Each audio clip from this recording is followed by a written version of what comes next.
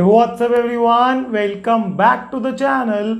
Sir आज हम लोग सीखने वाले हैं बैंकिंग ट्रांजैक्शंस, जो इस जर्नल वाले चैप्टर का सबसे इंपॉर्टेंट टॉपिक है। So without any delay let's get started.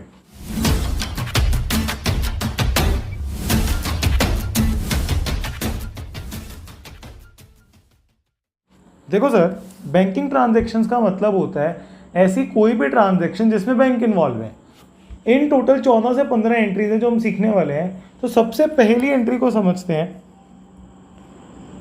Cash deposited for opening an account. Sir इसकी एंट्री क्या होगी, देखो ध्यान से समझना। उसने बोला कि मेरे को एक बैंक अकाउंट ओपन करना था जिसके कारण मैंने अपना कैश वहाँ डिपॉजिट करवाया। मुझे एक बात बताओ, दो तरह के अकाउंट्स कौन से इन्वॉल्व है सर, एक बैंक और एक कैश। ये दोनों ही मेरे एसेट हैं। तो रूल बताओ मेरे को, एसेट इंक्रीज होता है डेबिट। इसका मतलब है कि जब मैं अपना पैसा डिपॉजिट करवाऊंगा ना तो मेरे बैंक का बैलेंस बढ़ जाएगा। तो एसेट इंक्रीज डेबिट, तो मैं यहाँ लिखूंगा बैंक अकाउंट डेबिट। अब मेरे को एक बात बताओ, मेरा कैश का बैलेंस कम हो जाएगा, एसेट डिक्रीज क्रेडिट। तो कैश एक एसेट है तो वो डिक्रीज हो गया, तो यहाँ पर एंट्री आ जाएगी टू कैश अकाउंट। तो सर पहली एंट्री क्लियर है। Second, cash withdrawn. Cash withdrawn का मतलब क्या होता है कि मैंने बैंक से पैसा निकलवा लिया। अब उल्टा सोचो, मेरे बिजनेस में कैश का बैलेंस बढ़ जाएगा और बैंक का बैलेंस कम हो जाएगा। तो एसेट इंक्रीज डेबिट होता है तो कैश हो जाएगा debit to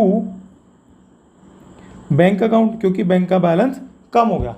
sir entry number 3, cash withdrawn from the bank for personal use. इसका क्या मतलब है कि मैंने पर्सनल यूज के लिए, पर्सनल यूज का मतलब क्या होता है सर, ड्राइंग्स, ठीक है, बैंक से पैसा निकलवाया।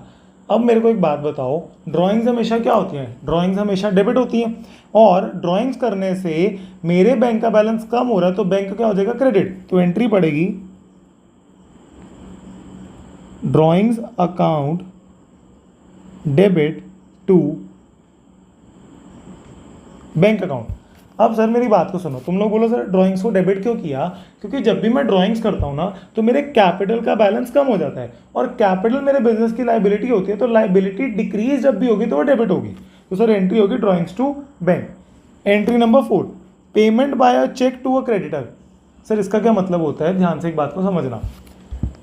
जब भी मैंने क्रेडिटर को चेक दिया ना, इसका मतलब है कि मैंने जब उसको चेक काट के दिया तो मैंने तो यही सोच के दिया ना कि मैं उसको पेमेंट, जब भी वो चेक अपने बैंक में जाके भरेगा तो पेमेंट हो जाएगी। तो इसका सिंपल सा मतलब है कि क्रेडिटर मेरे बिजनेस के अंदर पहले लाइबिलिटी था, ठीक है। जब मैं क्रेडिटर को पेमेंट कर दूंगा तो मेरी लाइबिलिटी कम हो जाएगी, तो लाइबिलिटी डिक्रीज डेबिट। तो मैं यहाँ पर लिखूंगा क्रेडिटर अकाउंट डेबिट, ये जो भी क्रेडिटर का नाम गिवन होगा, टू बैंक। अब यहाँ पर कई बच्चे सोचते हैं सर हमने तो चेक दिया है, आप टू बैंक से अपना बैलेंस क्यों कम कर रहे हो।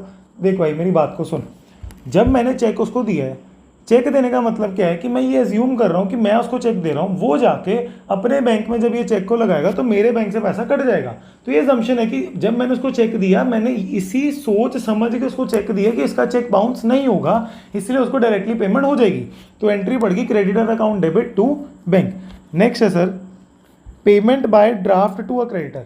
अब एक बात को समझना, ड्राफ्ट और चेक में फ़र्क क्या होता है। देखो ड्राफ्ट का मतलब क्या होता है, चेक का मतलब होता है कि मेरे पास एक चेक बुक है, मैं खुद चेक बना के सामने वाले को हैंड ओवर कर दूंगा। ड्राफ्ट का मतलब होता है कि मैं बैंक के पास जाऊंगा, बैंक को बोलूंगा कि इस आदमी के नाम पे एक ड्राफ्ट बना के दे, ठीक है। अब ड्राफ्ट बनाएगा कौन सर, ड्राफ्ट बनाएगा बैंक, ठीक है। बैंक ड्राफ्ट बनाने के लिए कुछ चार्जेस काटेगा। दूसरी बात सर, ड्राफ्ट जब वो बना के देगा ना तो मैं वो ड्राफ्ट जो बैंक ने बनाया है, तो बैंक जब ड्राफ्ट बना रहा होगा ना तो उतनी अमाउंट हमारे अकाउंट से पहले विड्रॉ कर लेगा बैंक। बैंक ये सब करने के बाद हमें वो ड्राफ्ट देगा, हम ड्राफ्ट जाके हमारे क्रेडिटर को दे देंगे। बैंक और ड्राफ्ट, चेक और ड्राफ्ट में मेनली फ़र्क क्या होता है, दोनों से पेमेंट ही हो रही है, बट चेक बाउंस हो सकता है कि अगर मेरे बैंक अकाउंट में पैसे नहीं है तो चेक बाउंस हो सकता है, बट ड्राफ्ट कभी भी बाउंस नहीं हो सकता, क्योंकि जब भी बैंक ड्राफ्ट बना के देता है ना तो उतनी अमाउंट पहले ही हमारे बैंक अकाउंट से डिडक्ट करके रखता है, उसको ब्लॉक करके रखता है।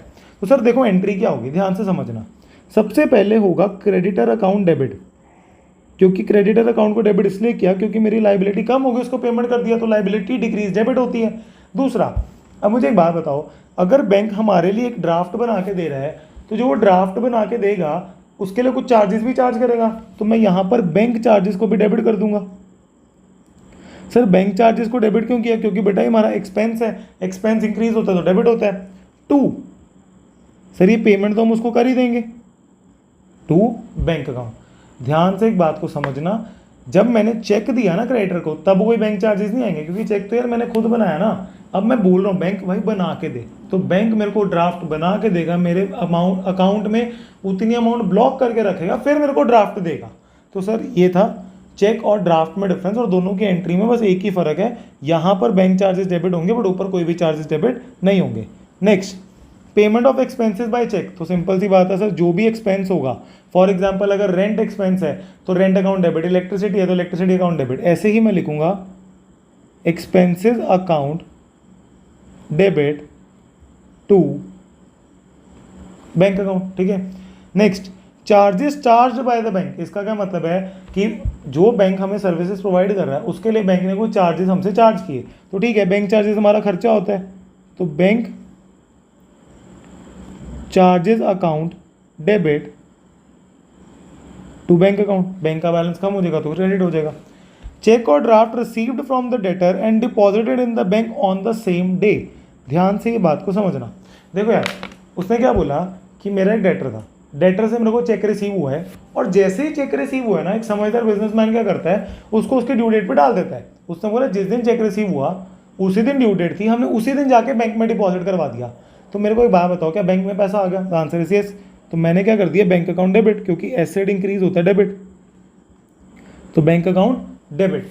अब मेरे को एक बात बताओ, डेटर मेरा एसेट था, जब मेरे को बैंक में पेमेंट आ गई उससे मेरा डेटर का बैलेंस कम हो जाएगा क्योंकि उसने पेमेंट कर दी। डेटर का बैलेंस कम होने का मतलब है मेरा एसेट हो गया डिक्रीज, तो एसेट डिक्रीज हो जाता है क्रेडिट, तो टू डेटर अकाउंट। अब नेक्स्ट एंट्री को ध्यान से समझना, फिर दोनों में डिफरेंस बताता हूँ 8th और 9th में। नेक्स्ट एंट्री वो बोल रहा है check received from a debtor and not deposited in the bank on the same day. यहां पर ध्यान से बात को समझना। देखो, अगर मैं बोल रहा हूँ सपोज 20 मार्च को एक चेक रिसीव हुआ, उसकी जो मेच्योरिटी डेट है ना वो है 25 मार्च, ठीक है। तो अगर मैं 20 मार्च को जब चेक रिसीव हुआ है, वो डलना तो 5 दिन बाद है बैंक में, अगर मैं उस दिन ही एंट्री डाल देता हूँ bank account debit to debtor, तो सर गलत हो जाएगा। गलत क्यों होगा? क्योंकि मेरे को एक बात बताओ, क्या एक्चुअल में चेक के आने से, अभी तक डिपॉजिट नहीं करवाया, क्या चेक के आने से मेरे बैंक का बैलेंस बढ़ा है? The answer is no. इसका मतलब है सर अभी बस चेक रिसीव हुआ है, 5 दिन बाद जब डिपॉजिट करवाऊंगा ना तो बैलेंस बढ़ेगा। पिछले केस में क्या था, जिस दिन रिसीव हुआ उसी दिन मैंने उसको बैंक में डिपॉजिट कर दिया और बैंक का बैलेंस बढ़ गया। तो अब देखो इस 9th में एंट्री क्या डालूंगा, 9th में एंट्री डालूंगा cheque in hand account debit. Sir cheque in hand को डेबिट को किया, बेटा चेक मेरा एक तरह का एसेट है, तो जब एसेट इंक्रीज हो रहा है ओवरऑल तो asset increase debit to debtor. Sir debtor को क्रेडिट इसलिए किया क्योंकि पहले डेटर मेरा डेबिट में था, अब उसने पेमेंट कर दी तो उसको क्रेडिट करके खत्म कर देंगे। या एसेट डिक्रीज हो रहा है, डेबिट एसेट डिक्रीज क्रेडिट होता है क्योंकि डेटर मेरा एसेट है, तो जब उसने पेमेंट कर दी तो डेटर का बैलेंस कम हो जाएगा। अब देखो सर, अब उसने बोला जो ऊपर चेक 20 मार्च को रिसीव हुआ था ना, उसको 25 मार्च में जाकर तुमने बैंक में डिपॉजिट करवा दिया। तो देखो चेक एक तरह का एसेट है और बैंक भी एसेट है, तो मेरे बैंक का बैलेंस बढ़ गया, तो asset increase debit to cheque in hand, cheque in hand. Sir to cheque in hand क्यों हुआ? क्योंकि पहले चेक इन हैंड ऊपर डेबिट हुआ था, अब जब मैंने बैंक को पेमेंट कर दी तो अब हो गया credit. Next very important 11th entry को ध्यान से समझना। उसने बोला डिपॉजिटेड चेक डिसऑनर हो गया। सर डिपॉजिटेड चेक डिसऑनर होने का मतलब क्या है कि मेरे को जो चेक रिसीव हुआ था, मैं बैंक के पास गया, भाई ये ले डिपॉजिट कर दे, मेरे बैंक में उतना पैसा डाल दे। अब जिस इंसान ने चेक दिया था उसके अकाउंट में पैसे नहीं थे, जिसके कारण उसका चेक डिसऑनर हो गया। दिमाग लगा के एक बात को सुनना, देखो जो मैंने चेक अगर डिपॉजिट करवाया, जब मेरे को चेक रिसीव हुआ था तो मैंने डेटर को अपनी बुक्स में से खत्म कर दिया था। सर कैसे? ये देखो, जब भी मेरे को चेक रिसीव हुआ तो मैंने डेटर को क्या किया, अपनी बुक्स में क्रेडिट कर दिया। क्रेडिट क्यों किया था?